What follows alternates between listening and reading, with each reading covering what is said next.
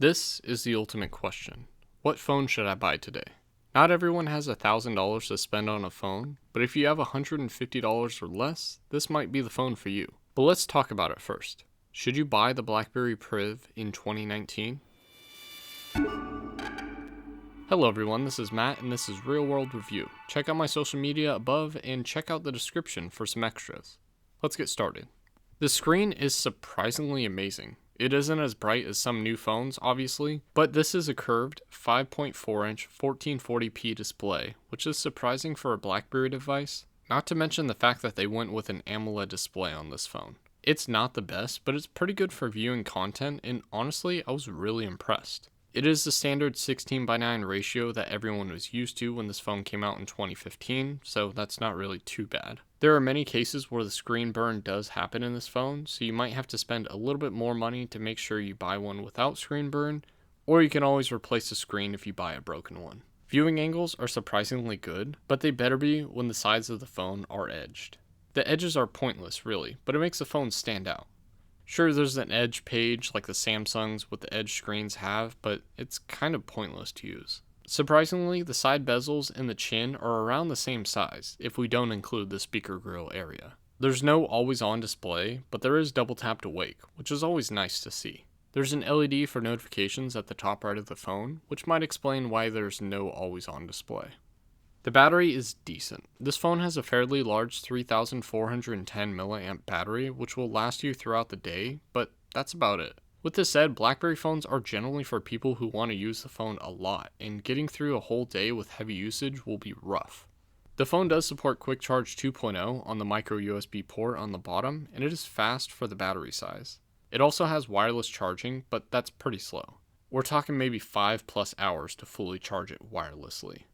The processor is known for being a battery hog, so it isn't too surprising that the battery kind of sucks. Again, getting through the day shouldn't be too difficult, but good luck getting 2 days out of this phone. This is the part where I tell you how terrible this phone is. This phone is not supposed to have a Snapdragon 808 chip. This is the same chip that the LG G4, V10, Nexus 5X, and the Nextbit Robin had.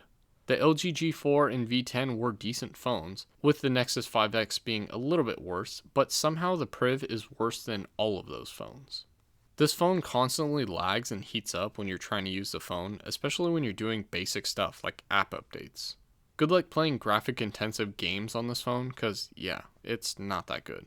Also, Snapchat is terrible on this for some reason. The phone has 3GB of RAM, which seems reasonable for the processor, but it doesn't help at all. This phone also isn't running one of the highest softwares out there. This phone came with Android 5.1.1 and was updated to Android 6.0.1, which is where it'll live forever. Good luck trying to root a Blackberry phone. This phone is pretty much stock Android with a hint of Blackberry, just like what Motorola does with their phones, but Blackberry just made this phone so slow.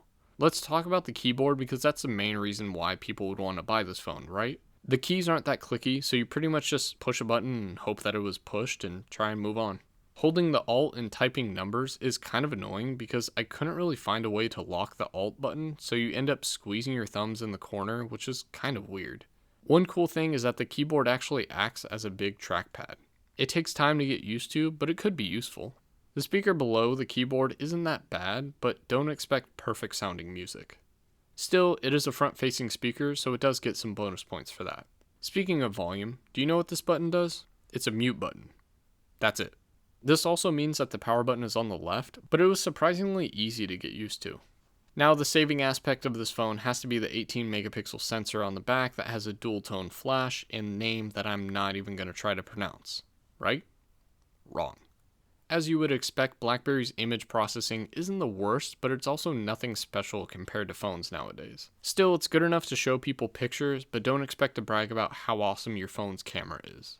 Also, BlackBerry does give you a decent camera app with manual mode and all the other good stuff. Video recording isn't that bad either because the camera has optical image stabilization and can shoot at a few interesting video formats.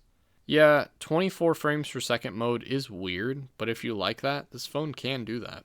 The front camera is a 2-megapixel sensor. I don't even think I need to explain the issue with that. This phone is going on 4 years old, and the security patch is 2 years out of date, so yeah, this phone has been dead for a while.